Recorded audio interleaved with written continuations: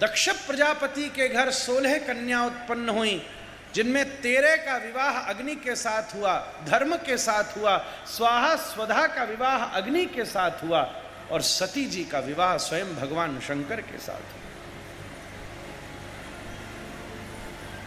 दोनों बड़े प्रेम से विद्यमान थे।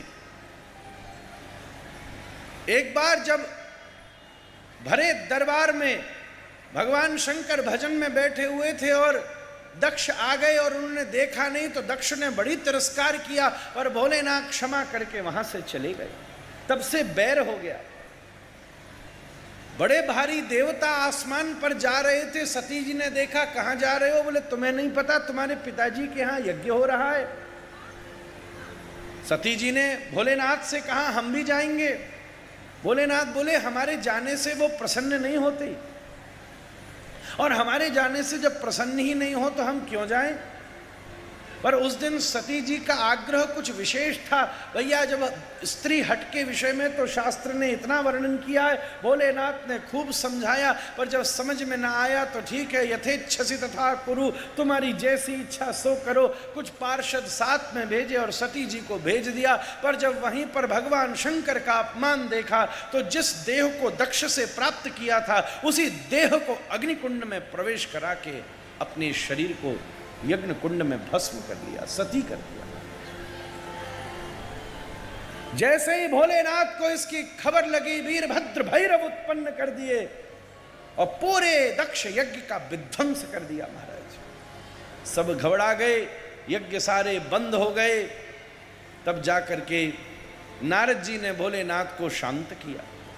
पर नारद जी बोले देवता सब स्वार्थी हैं, सबका काम बन गया, बस हमारा बाबा अकेला रह गया। महाराज वही सती जी कालांतर में हिमवान की पुत्री पार्वती जी होकर के प्रकट होती हैं, और जब विवाह का अवसर होता है तो नारद जी वर्णन करते हैं, अरे ऐसा लड़का हमारे पास है, इतना सुंदर, उसी से शादी कर दो। हिमालय ने सोचा नारद जी कह रहे हैं तो अच्छा ही होगा, निश्चित कर दिया। बढ़िया सुंदर बारात लेकर के श्री भोलेनाथ चले महाराज कैलाश से। बड़ी अद्भुत शोभा है महाराज, ऐसे बाराती आज तक कहीं नहीं गए होंगे। तुलसीदास जी लिखते हैं सबसे आगे आगे कौन जा रहे हैं? कोई मुखहीन विपुल मुख काहू, बिनु पद कर कोई बहुपद बाहू, विपुल नयन कोई नयन विहीना, और रिष्ट पुष्ट कोई अति तन खीना।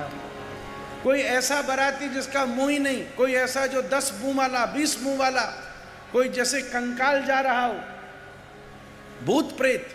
वैसे महाराज एक बात बताऊं, आजकल के बारात में भी यही लोग जाते दिखते। कहाँ ढंग का आदमी कौन जाता दिखे में? भूत प्रेत की तरह नाचे। धीरे धीरे सब खड़े हो गए। पार्वती जी ने अपनी सहेलियों को कहा जाके देखो तो सही बारात कितनी दूर है।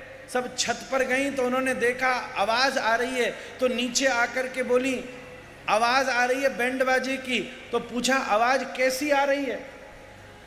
तो सखियां वर्णन करती हैं भोलेनाथ की बारात में कैसी आवाज आ रही है, उसका वर्णन करती हैं।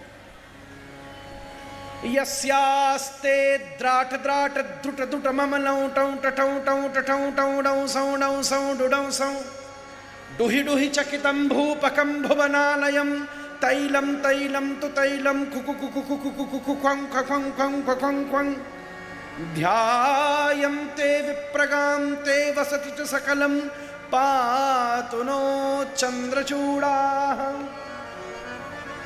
सबसे आगे बड़े बड़े बैंड बाजे बज रहे, द्राट द्राट, फिर मृदंग खोल बज रहा, द्रुट द्रुट ममलौ टौ टौ टौ डौ डौ, डमरू बज रहा, डम सम डुडम सम डुहि डुहि चकितम।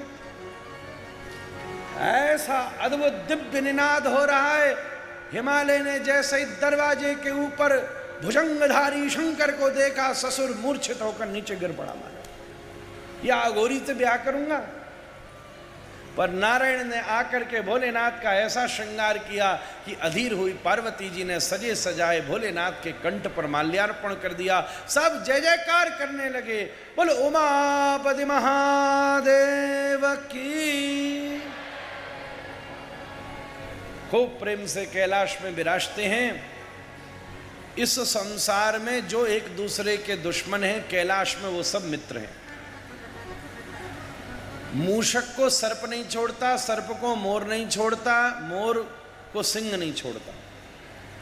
और कैलाश में सिंह के ऊपर मोर रहता है, मोर के गले में सांप लटका रहता है, सांप के फण के ऊपर चूहा कूदता। कहने का मतलब जब साधु की संगति आ जाती है तो बैरियों में भी प्रेम हो जाता है।